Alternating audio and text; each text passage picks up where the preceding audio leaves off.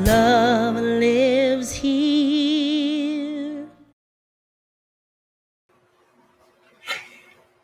So, good morning once again. So that was Matthew West, My Own Little World. It's a song that I've known about for quite a while, and I've called it on different occasions for different things. And I feel it's really appropriate today because it talks about opening us up to a broader perspective and to seeing more of what is going on around the world, etc., and what's going on in our world, in our larger community.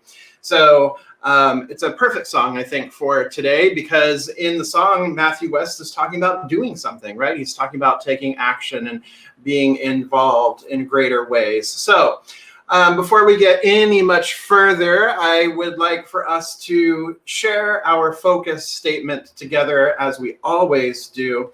And I want us to be intentional and mindful and really feel into the intention behind our focus statement, really feel into the power of the word of the focus statement, and then really feel into the action itself that our focus statement embodies. So let's say it together intentionally. We embolden people. What do? We embolden people to do what? To live their highest potential. And how do we do that? Through the transformative power of love.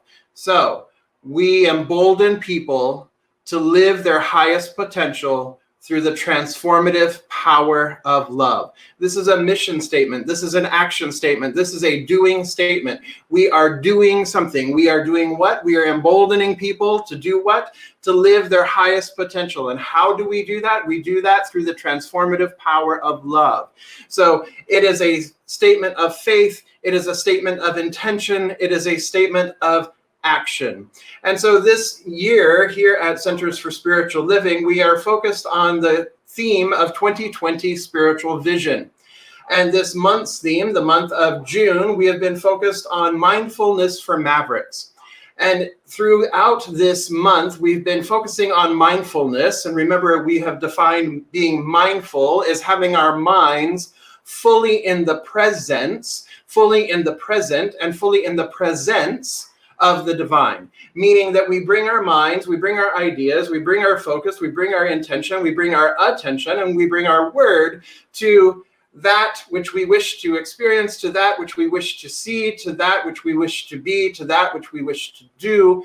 And that is, once again, bringing our mind fully in the presence of the divine, because when we are aligned with the divine mind, the one mind, the only mind that is, when we align ourselves with the one power, the only power that is, then our power is that power, and we stand in that power, we stand in that place, we stand in that presence, and then we are able to act from that. We are able to come from a place of mindful intention, of mindfulness, that then brings us into mindful action. And that is what we are talking about here this day, is mindful action. Earlier this month, we talked about breathing in and allowing and feeling the expansion of our oneness with the one.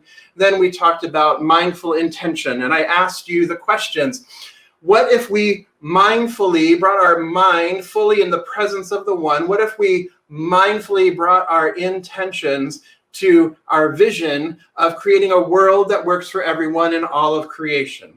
What if we brought our mindful presence to that, our mindful intentions to that, and focused on that? And what might our world look like if we were being mindful and intentional with our thoughts? Then last week we talked about what it might look like if we brought our mindfulness, if we brought our full presence, our mindful presence, to the word we speak. Recognizing that the word we speak is the co-creative word, it is the word of dominion, it is the word of power, it is the co-creative word of the divine, making itself manifest here and now in this realm. So what if we brought our mindful intentions and then our mindful speech and placing it into the law, placing that high idea, giving voice to that high idea, and placing it into the law, where the law knows what it does, it knows how to create things, and it brings it forth into form. And so today is mindful action.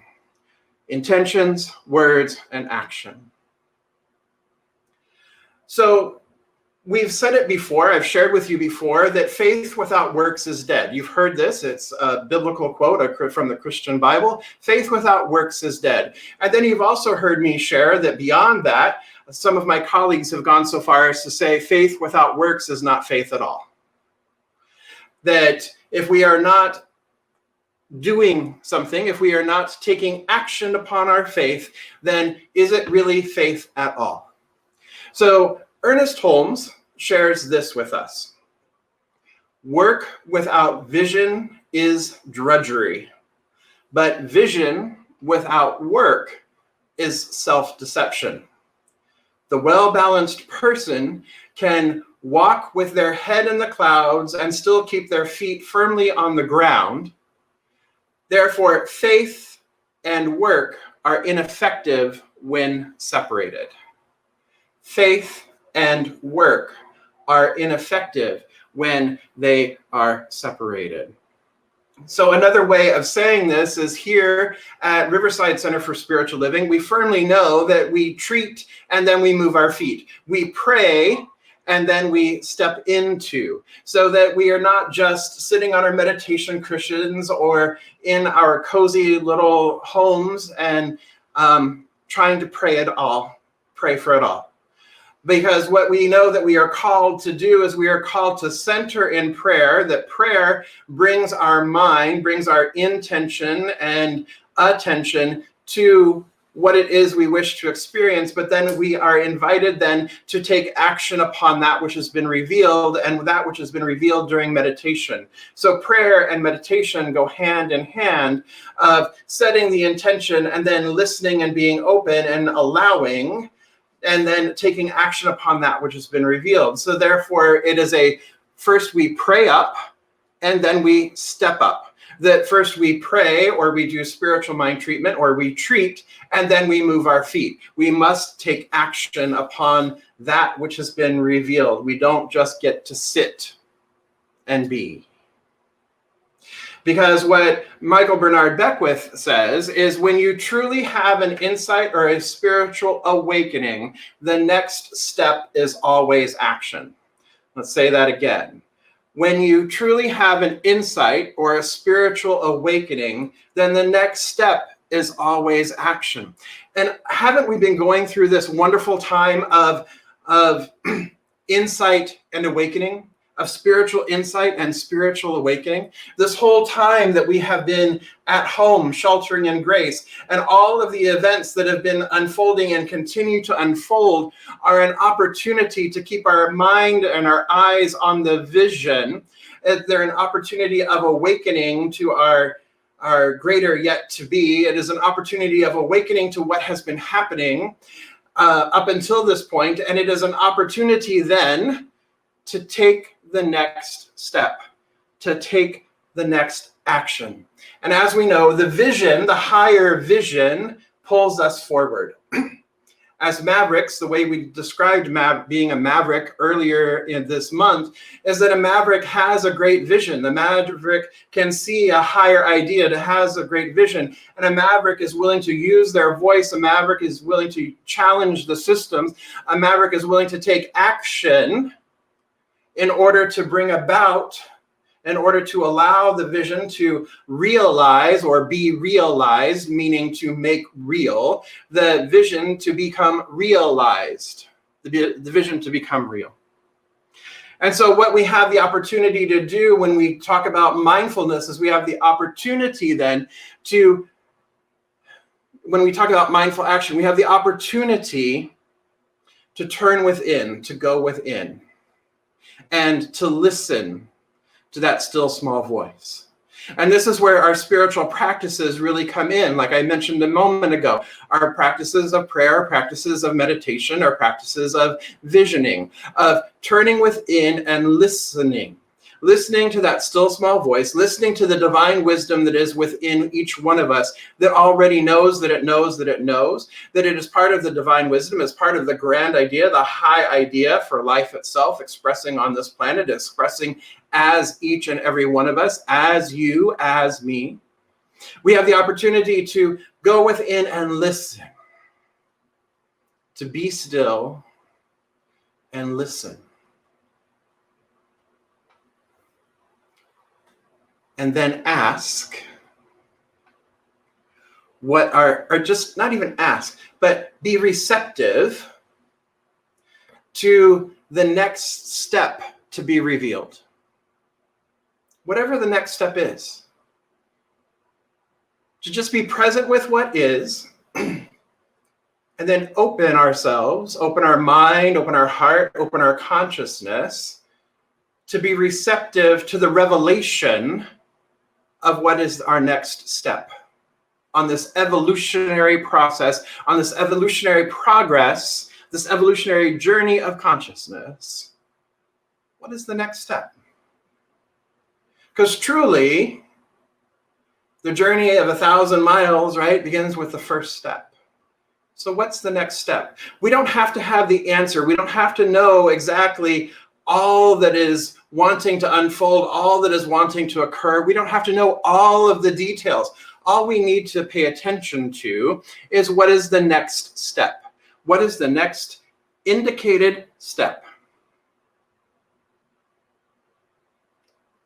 And then take it.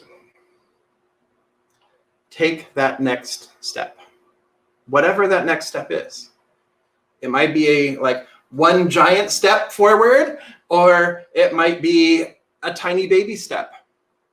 The size of the step doesn't matter as much as the forward motion, the forward movement of the step matters. And when we take this step, it's kind of taking a step into the uncertainty. It's kind of taking a step into the unknown. And that can be uncomfortable. That can be scary. And so what I invite you to do then is to lean into the discomfort. Lean into the discomfort. Embrace the discomfort. Feel the discomfort all the way through and do it anyway. Because what the discomfort is there to teach you, that is there to tell you, is that you're experiencing a growing pain. You're experiencing growth. You're experiencing expansion. And so you're breaking out of a previous shell. You're breaking out of a previous limitation. And you're expanding. And so there's some resistance to that is maybe happening for you. There's some resistance there. And so because there's some resistance there, there's discomfort there. There's some challenge there. There's something there. And so it's uncomfortable.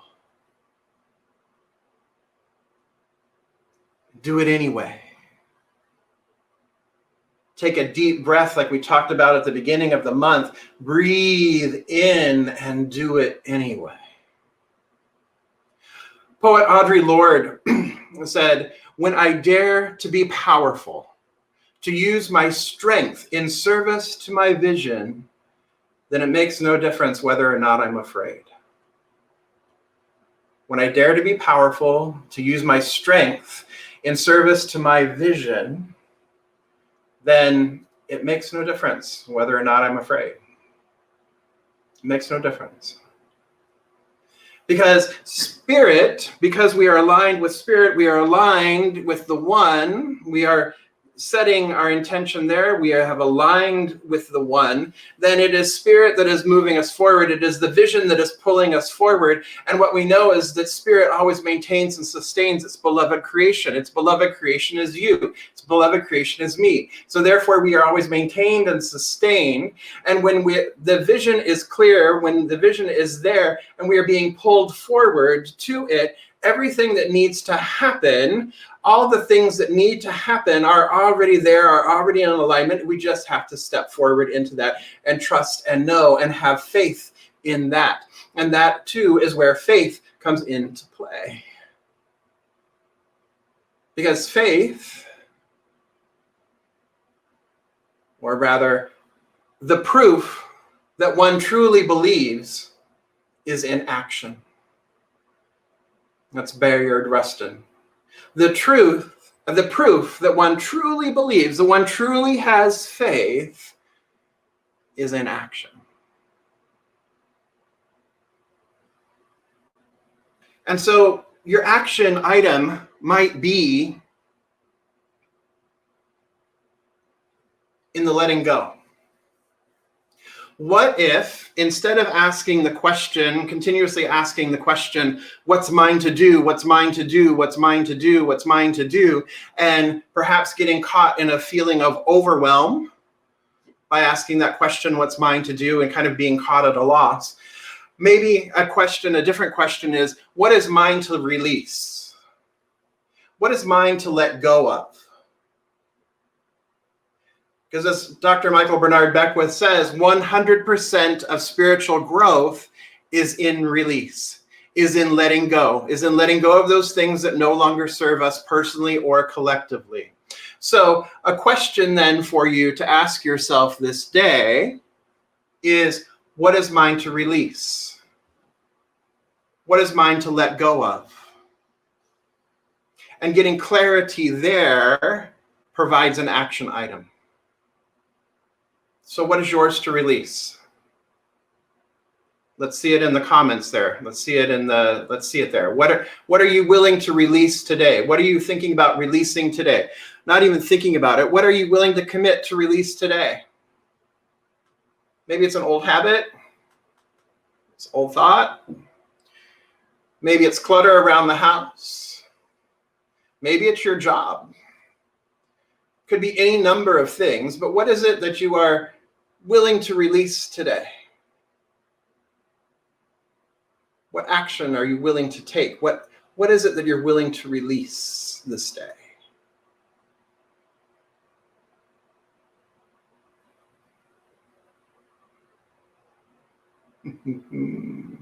I can wait all day. We have all kinds of time. What is it you're willing to release today? Be thinking about that and post it in the comments.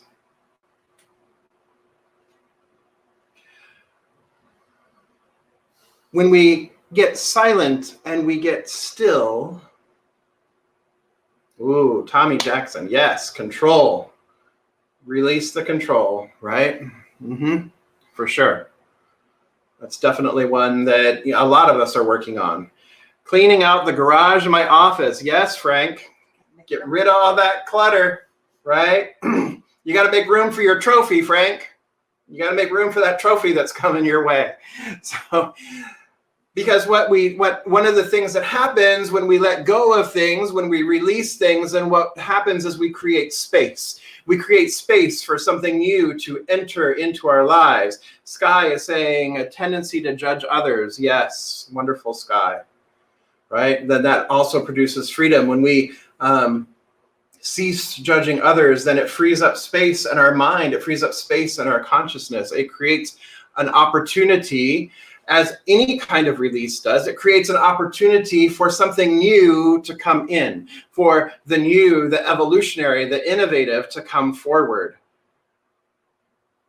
Allison says she's willing to release worry.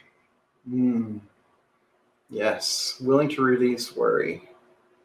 Worry is just putting intention and attention onto that which we don't wish to experience, right? Is what worry is.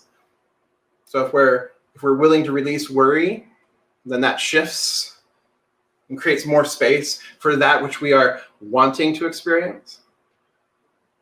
Earl's willing to release not being present and to become in the moment, right? To be in the moment, to focus his attention. Right? So that when we release something, then something new has an opportunity to come forward, something evolutionary, something innovative has the opportunity to come forward. And so if we're in our silent place, if we're in that stillness, if we're in that holy communion and that conscious union with the one, then the next indicated step comes forward. It makes itself known, and perhaps it is something that is to be released. But it is the next indicated step. So in all of this that has been going on in the past month or so,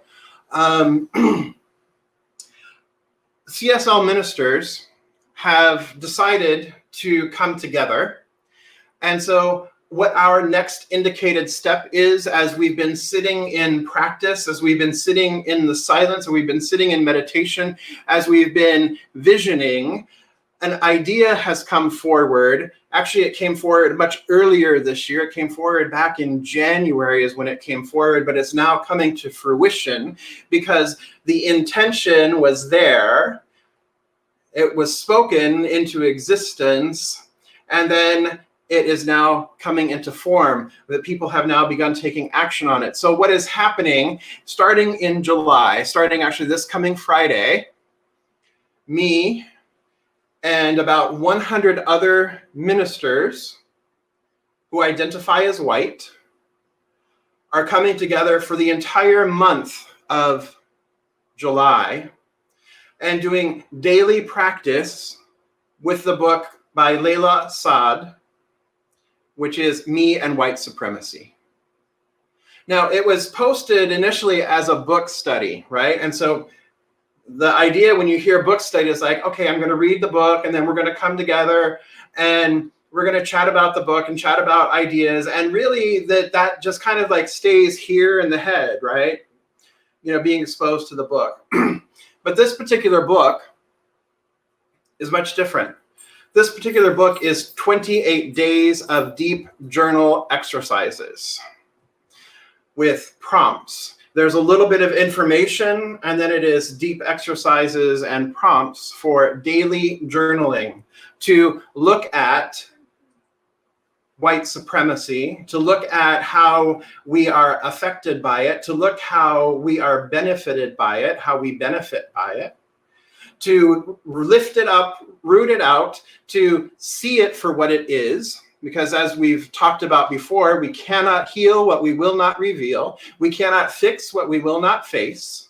So over 100 of us have committed to this work. And so it is a daily practice. And then every Friday we come together, we will be coming together in conversation, in sharing, and deepening our understanding and doing the healing work that is being called to do, that we are being called to do. So this is our next indicated step. This is an example of our next indicated step, that it comes out of this alignment, the sitting in oneness, the sitting in conscious union and holy communion with the divine, and opening up to the highest idea for centers for spiritual living worldwide. Because if we are to create a world that works for everyone in all of creation, it starts with us. We have to clean house here first, individually and collectively. And so this is a commitment that we have made. This is a commitment that Centers for Spiritual Living, ministers from Centers for Spiritual Living has made. So I will be sharing with you progress as we go along, as to how things are going, as how things are progressing. That is my commitment to you as well. As I've said before, I'm committed to doing this work, and I invite you to hold me accountable to it. So that is my next indicated step, my next thing to do. What is your next thing to do? What is your next thing to do? I invite you to be thinking about that. What is your next thing to do? On any situation, in any given thing. What is your next thing to do? And the way you find that out, as I said, turn within, go within, listen, and make yourself available for the impressive spirit to reveal your next step. And then take it.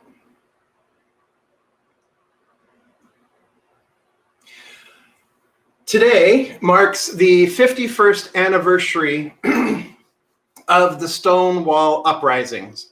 And this took place in Greenwich Village, New York. And it marks the watershed moment, if you will, of when LGBTQ issues and the LGBTQ liberation movement started. It started with the Stonewall Uprisings. Now, you'll hear people call it the Stonewall riots. Was it a riot? Was it an uprising? Because what's really interesting here is when we think about words and being intentional with our words, when we see things happening around the world, when we see people rising up and protesting things or or trying to advance ideas in their government or trying to advance change in their world, we frequently will see in the news that oh, there's been an uprising in Cairo, or oh, there's been an uprising in the Middle East, or we call it Arab Spring, right? There's different words that we use, or even in our own culture, when we talk about the Boston Tea Party, that was an uprising, it was a rebellion, it was a tea party. And yet, when it's not the group in power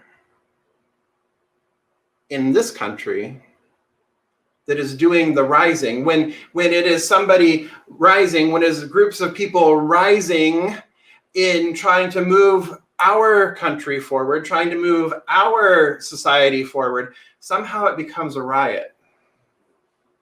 It becomes a riot.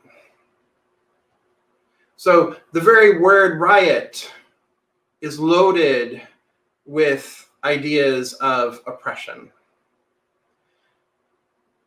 So I just want to plant that seed that as we're seeing all of the protests, as we're seeing everything continue, as it has been for the past month, and it continues forward, I want us to think about it from that point of riot or uprising.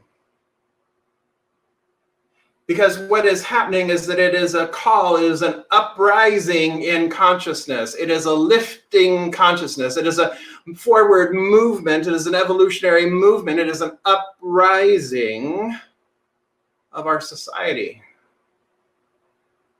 So I invite you to be mindful of the words we use, of how we view things. And something interesting to note about the Stonewall Uprisings. The Stonewall Uprisings were started by Black lesbians and Black trans women. So even back in 1969, Black lives were at the center of what has now become the LGBTQ movement, of LGBTQ rights, of LGBTQ liberation. So none of this would be possible without these beloveds. So that is, and one of the interesting, or not even interesting, one of the key things that happened here is there was a woman who was being arrested, and this is kind of what is believed to be the start of the Stonewall Uprising. There was a woman being arrested at Stonewall. She was handcuffed. She managed to break free of the police several different times. One of the officers hit her over the head with a baton. She still managed to struggle and resist for 10 minutes. And at one point, she looked up at the bystanders around and said, "Why don't you do something? Why don't you do something?" And that's when the bystanders stepped in. And the bystanders took action in that moment. They took action. They responded to the call of, "Why don't you do something?" And they took action in that moment. And that began this trajectory of forward movement for those of us who identify as LGBTQ+. And so today we honor them. We honor these beloveds who got things started. We honor the beloveds who were tired and who put out the call to action. And we honor the beloveds who stepped up and took action and who continue to step up and take action.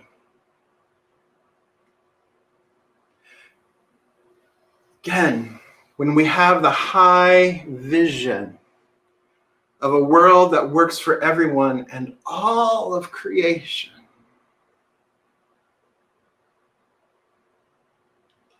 the action is indicated when we align ourselves with that. So I ask you again, what action, what is your next indicated step today? What is your next indicated step today? And here locally in Riverside, we have lots of steps, lots of ways that you can get involved, lots of actions that you can take. There is a group called Riverside Speaks Up that are working on police accountability. You can investigate their Facebook page, Riverside Speaks Up. The City Council is meeting on this Tuesday, the 30th.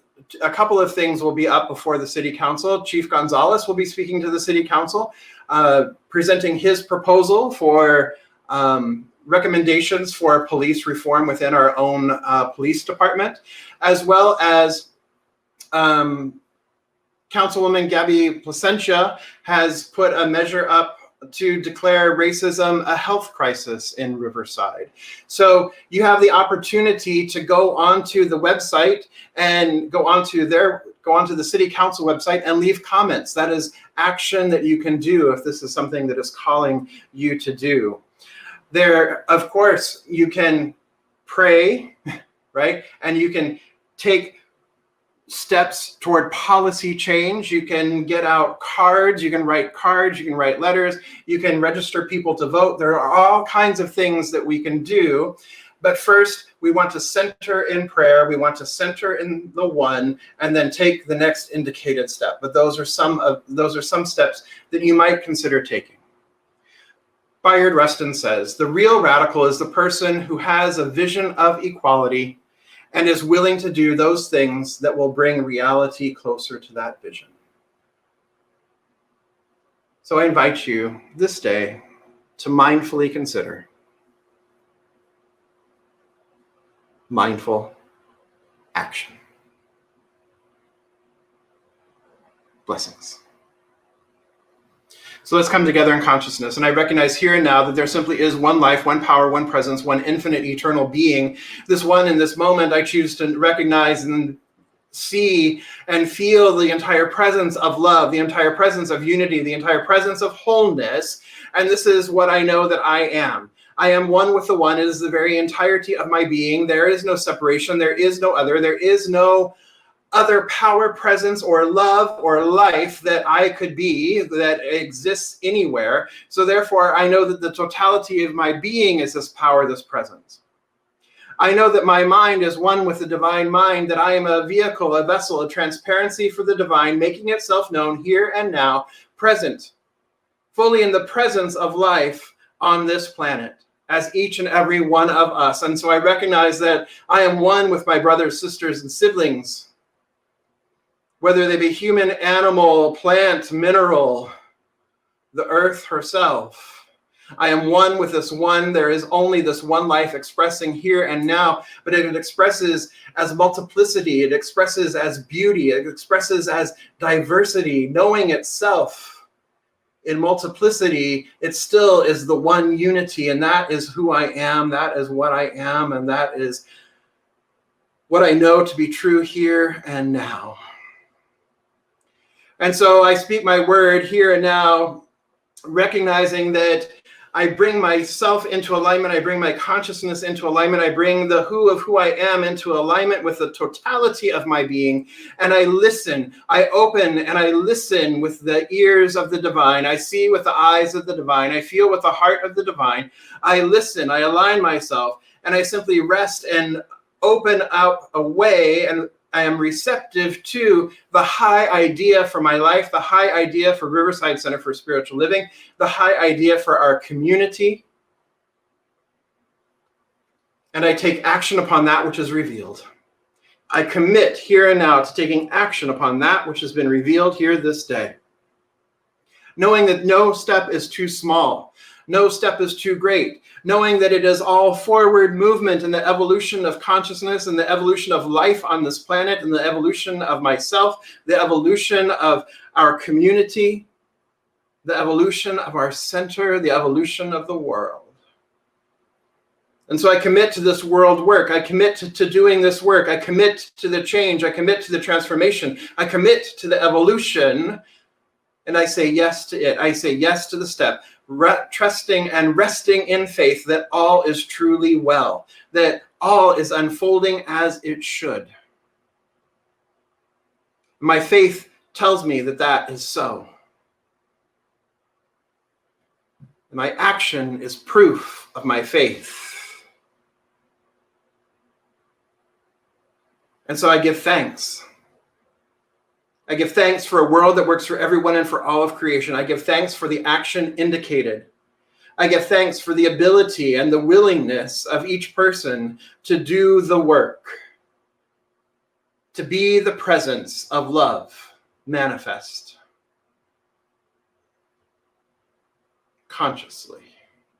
And so I release this word into the law, knowing it is done, I let it be, and together we affirm, and so it is.